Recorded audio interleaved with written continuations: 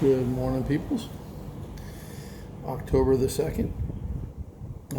Clarence Saunders, not Colonel Sanders, but Clarence Saunders, made millions by borrowing the self-help cafeteria idea for the grocery business. Okay, didn't know that. Never heard his name before. And naming it Piggly Wiggly. There you go.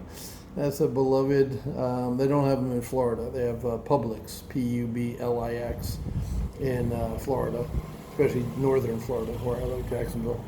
Uh, uh, they didn't have Piggly Wigglies there, and They definitely didn't have Piggly Wigglies in New Jersey. They had Wawa supermarkets, and Pathmark and ShopRite. Those were the big chains when I was growing up. A&P for a while, and then they went bankrupt. So, but in the South, like in Georgia, Piggly Wigglies are all over the place. I saw them when I was traveling. And naming a Piggly Wiggly, imagination pays. Okay. The founder of the Piggly Wiggly grocery chain was a low-level employee in a corner grocery when he visited a cafeteria and got the idea that the same techniques could be applied to the grocery business. He was ridiculed by experts, but he was convinced that the idea was a good one. Well, let's just stop there for a second. Ridiculed by experts. Well, they weren't experts in modern day grocery stores because there weren't any at the time. So be very careful of experts. Yeah, I went to the air quotes, experts, telling you can't do something, because who the F are they, right? They're not really, they might think they're experts, they might put themselves out there as experts, but they're not actually doing what you're trying to do, right? So, F them. F them if they can't take a joke. That's a Jersey thing. Self-service idea, grocery. But he was convinced the idea was a good one. Saunders persevered, and his persistence, there you go, and his adaptation of the self-service idea to the grocery business led him to become the father of the modern supermarket. There you go. It is often true that a great idea alone is not enough to achieve success. Implementation may require as much or more imagination than coming up with the idea originally.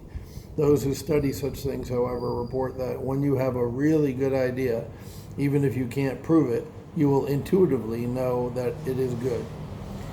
If you're convinced, stick with it. Others will eventually recognize the value of your idea. So we got a couple of, this month is all about ideas and germinating ideas in your head, which is great. You know, being entrepreneurs about being inventive and doing stuff other people haven't done before.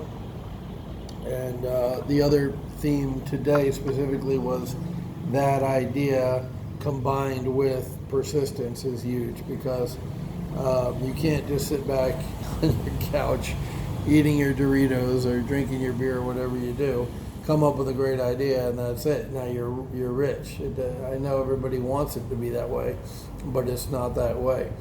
There's the idea, which is the plan. Remember we talked about the business plan. The idea is the seed that forms into the business plan, and then there's the work. Don't forget the work, the persistence, the grind, and it doesn't have to be 4 years or 10 years or 30 years, but there is work, especially in a startup, to get it going. So don't forget that part of it, and that's it. The two combined is the path to success. The idea, hey, let's do this way, because nobody else is doing it. You're unique. Now, sometimes there's a reason nobody else is doing it that way, because it doesn't work and other people have tried it, but don't let that kill your idea factory, because you will hit upon one that worked. Remember, he talked about Edison and how he tried like 10,000 times to invent the light bulb, and if he'd given up after 5,000 or 6,000 or 7,000, we'd all be sitting in the dark, right? So he just kept going until he got it. When you're cold calling for a deal, you don't stop at 100. You don't say, I'm going to make 100 calls today. That's a good goal. But really your goal should be you're going to call until you get a deal, or until you physically friggin' pass out, or it's too late to call. You know what I mean? 9 o'clock at night, I'd say I wouldn't call past 9. So that's it for today. October, like I said, I'm jazzed about October. I think we're going to get some really good stuff this month because it all starts up here. An entrepreneur makes more money than an office worker because they think differently. That's the bottom line. We think differently than office workers. And I've been both. I told you I was in the cubicle jungle for 13 years. I understand that mindset. And you can make good money in it, but you can't make unlimited money. As long as you work for somebody else, you're capped to what they can pay you.